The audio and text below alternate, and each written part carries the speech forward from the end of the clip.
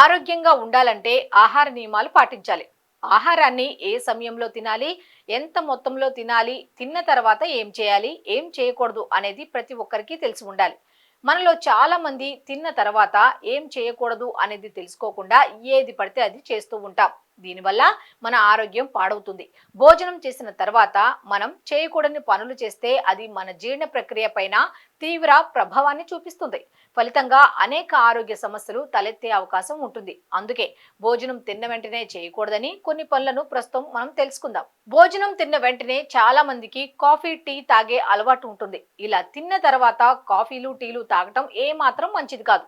ఈ విధంగా చేస్తే మన శరీరంలో మనం తీసుకునే ఆహారంలో ఉన్న పోషకాలు శరీరం గ్రహించే శక్తి క్షీణిస్తుంది. భోజనం చేసిన తర్వాత చాలా మంది నిద్రపోతారు. ఇక భోజనం చేసిన తర్వాత నిద్రపోతే ఆహారం సరిగ్గా జీర్ణం కాదు. దీనివల్ల అజీర్ణం, గుండెలో మంట, నిద్రలేమి వంటి సమస్యలు వచ్చి ఇబ్బంది పడతారు. ఇక చాలా మంది భోజనం చేసిన వెంటనే నీళ్లు తాగుతారు. ఇది కూడా మంచిది కాదు. భోజనం చేసిన అరగంట తర్వాత నీళ్లను తాగితే మంచిది.